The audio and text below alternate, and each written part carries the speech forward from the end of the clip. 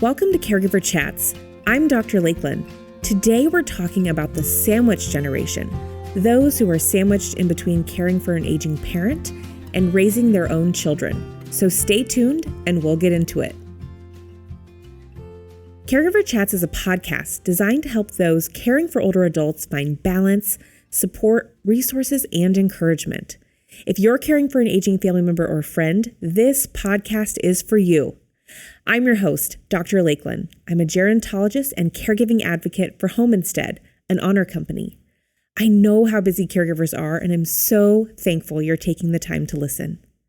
Last episode, I wrapped up a 3-part series on the various types of caregiving relationships. We covered caring for an aging parent, caring for a spouse, and then caring for a non-immediate relative or friend. If you identify with any of those caregiving situations, I would encourage you to go back and give them a listen. In today's episode, we are going to focus on another type of caregiving relationship, and it's one that's two-sided, or more like sandwiched, you could say. You may find yourself in this sandwich generation, sandwiched in between caring for an aging loved one while also raising your own children. At times, the pressures of caregiving for two generations can be overwhelming and may even make you feel more like a pressed panini sandwich. I'm going to dive deeper into that topic today. Here's what I plan to cover. I'll start with some insights into who makes up this sandwich generation. Then I'll talk about the common challenges of caring for an aging loved one while raising children. I'll follow that up with some strategies on how to balance the competing demands on a sandwich caregiver's time. And finally, I'll wrap up with a question I received from a sandwiched caregiver. And the question is, how do I involve my kids in caregiving without making it overwhelming? So you will definitely want to stick around for my answer to that. Let's start out by talking about who makes up this sandwich generation. And there are two major trends that are taking place in our society today that are contributing to this sandwich generation. So number one is people are having children later in life. I myself fall into that category, having my first baby at 34. And then the second trend is people are living longer than ever before. I hope to be 100. That's one of my goals in life, is to live that long. So again, these two trends that we're seeing in our society is how people are finding themselves more and more in this position of being sandwiched in between caring for an aging loved one and their own children. And there's an entire report dedicated to the sandwich generation.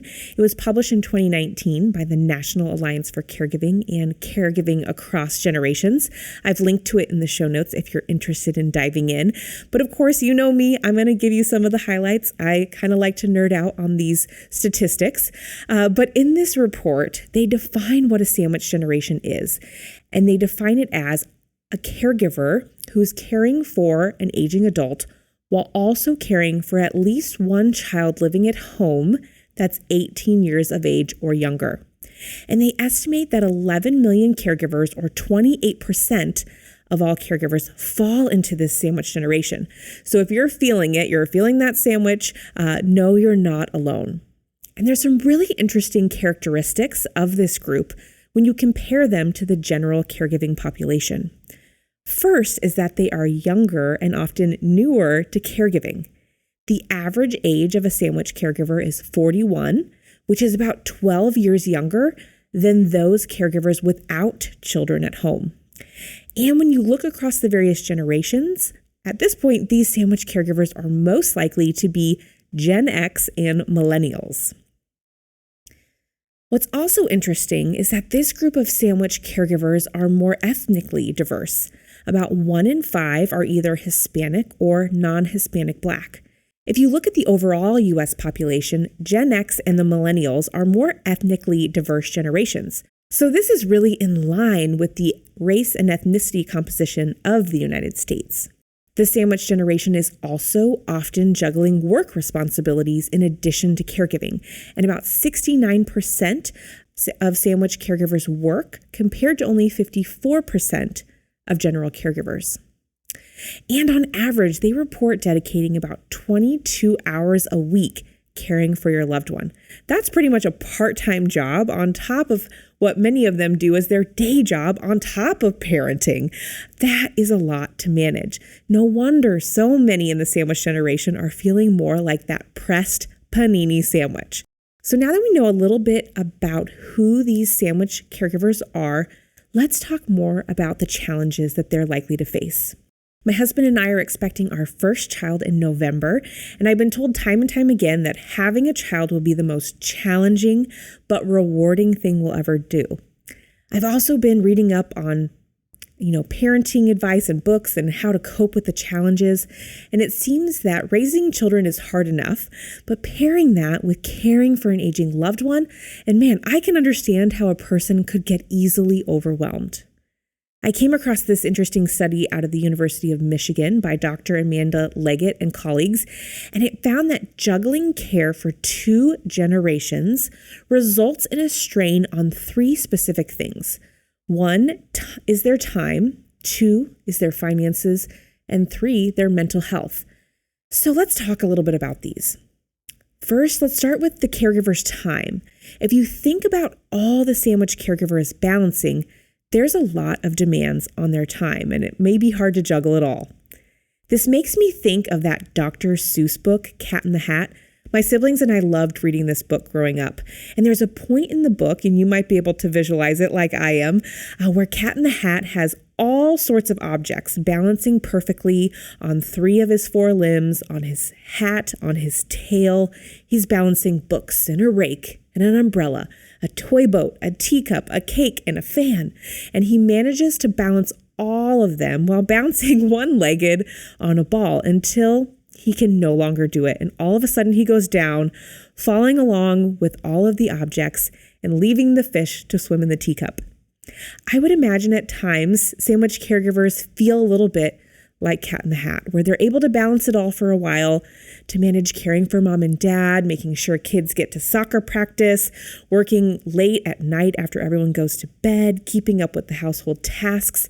And this works for a while until they reach the point of burnout. And then they start to feel things unravel, their own stress levels rise, and the weight of all of these roles falling on their shoulders. That's why it's so important for caregivers to seek out support and resources. And speaking of support, when it comes to the support of that sandwich generation, we know that about half of them report having help from other unpaid caregivers. So that would be like having family or friends helping out. And only 1 in 4 report receiving help from paid aids or services. And at Home Instead, we are one of those paid aids and services that many people use. And in my time at the franchise, I remember one client in particular where her son worked full-time. He worked for a large architect firm. He often traveled overseas for work. He also had kids in high school. He was the main caregiver for his mom. She was living in an independent living apartment. And because of all the demands on his time, he was not able to be there regularly to make sure she had all of the supplies and support she needed. And so he hired Home Instead, and for several hours every morning, a care professional helped his mom with her morning routine. The Care Pro also made sure that the fridge was stocked with her favorite breakfast foods and that she had plenty of toiletries and incontinence products, because that was one thing she was dealing with that she needed. And so this meant when her son was in town and could come over to visit, that he could enjoy that little bit of time that he did get with his mom on a regular basis. So, I know everyone's caregiving situation is different, but it is really important to find support to help with all the demands that a sandwich caregiver is dealing with.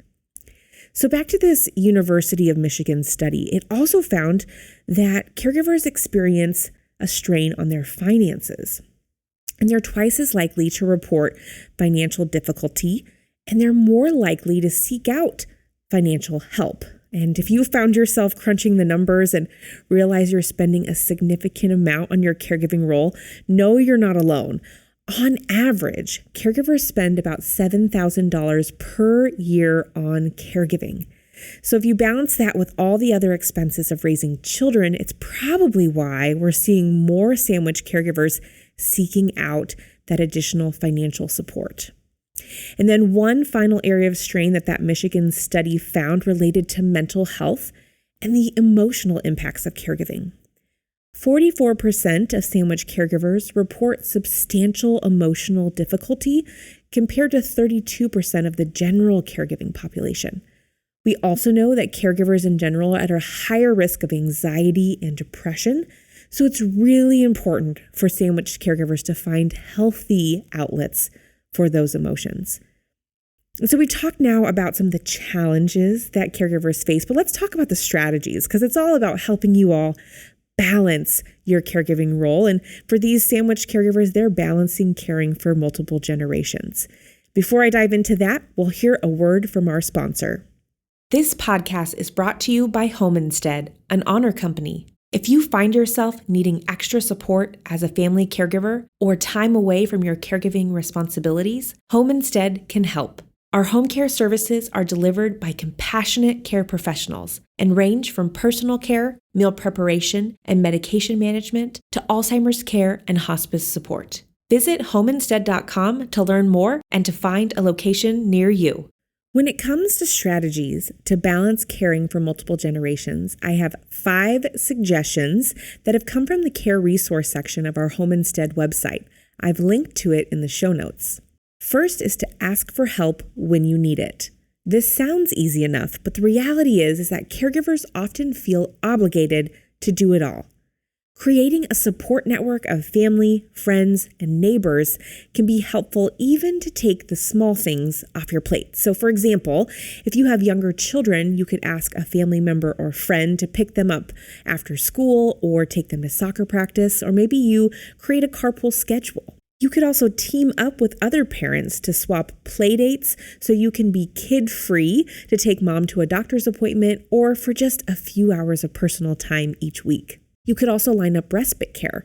Professional care services like Home Instead can offer much-needed respite, which really means time away from caregiving, to ensure that your parent or aging loved one is safe while you're not there. And caregiving professionals can also help with rides to appointments, can help with cooking and household tasks, and can even help with more of the hands-on care of your loved one, like bathing. And a lot of times people don't always feel comfortable doing kind of those personal care tasks, so it can be a huge help. And there's a free and helpful home care guide that I've linked to in the show notes that has information on what you should consider when hiring home care and all about the funding solutions. The next strategy is to carve out space or time. Not every part of the house or your day needs to be dedicated to caregiving if you can help it.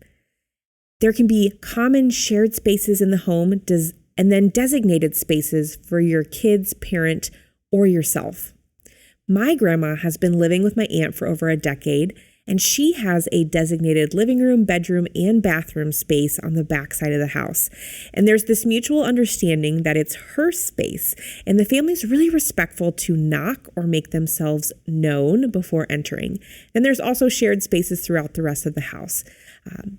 And these designated spaces can give family time to decompress. It can also provide some privacy.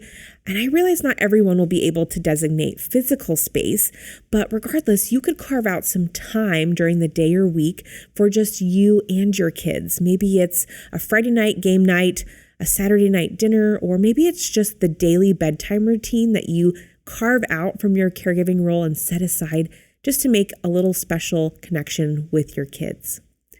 Another important tip is to join a support group or online community. You are not alone in your caregiving role, not by a long shot. With the sandwich generation becoming more and more prevalent, there are many caregiver support groups and resources that can help you manage your role. I provided some links in the show notes where you can find support groups such as the Alzheimer's Association, HFC, Hilarity for Charity, and an online community called Working Daughters. A fourth tip is for those working sandwich caregivers.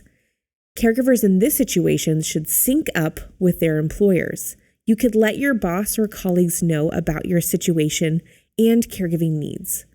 Many people seem comfortable sharing that they are a parent to a young child, but sometimes they feel awkward or feel the need to hide that they're also caring for an aging loved one. But being transparent can ease the stress and help others understand what you need to be at your best at work. You may also be eligible for certain benefits through your Employee Assistance Program. Sometimes they shorten that to EAP program. And these benefits could help you manage your stress. The final tip is to focus on self-care. And my friend April, who I had as a guest on the last podcast, said that we should change this term to survival care because people are often in the caregiving role for multiple years and they need to pace themselves so they avoid burnout. So really you're in kind of that survival care mode, but it's also, self-care. You may feel that this self-care or survival care is a luxury, but I'm not suggesting taking a vacation or have, every weekend off of caregiving, which of course would be amazing, but instead try to focus on the little things that make a difference, such as finding 5 minutes for deep breathing or to do a quick meditation on an app on your smartphone.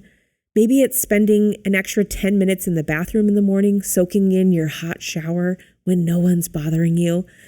Or maybe it's when you're feeling stressed, listen to an uplifting song and dance like no one's watching.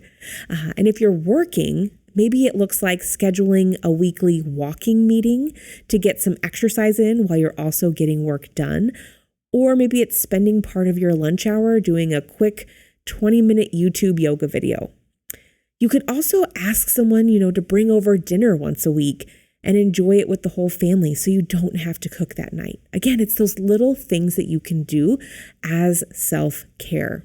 Another part of self-care is giving yourself grace. Sometimes you have to accept that things aren't going to be perfect.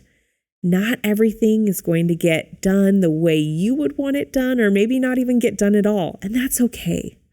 And then my final note on self-care before I get off my soapbox is please, please, please do not forget about your own healthcare appointments. Your health is just as important as the person you're caring for, because without you, these multiple generations in the household would suffer. So, with some of these strategies under your belt, I wanted to hear from a sandwich generation caregiver. As promised, I'm ending today's episode with a question from a sandwich caregiver. I love hearing from all of you, and I hope to answer more questions like this on the podcast in the future. So please email me. My email address is caregiverchats@homeinsteadinc.com. That's again, caregiverchats@homeinsteadinc.com. So today's question comes from a caregiver that I was put in touch with through a website called Seasons. I have the pleasure of being one of Seasons' experts on caregiving, and Seasons is a caregiving community and resource. You can find the link to the Seasons website in the show notes. And I've changed this caregiver's name for privacy purposes, but here is what Gina writes. My mom lives with us. She just moved in, and I take care of her part-time. I also have 2 children, and I'm finding that I'm depending on them more with help around the house and with their grandmother. Because of this, they're missing out on time with friends. I feel guilty about it. How can I make sure I'm not overwhelming them while still getting the extra help I need? I'm a single mom. So first, Gina, thank you for this question. I have so many thoughts.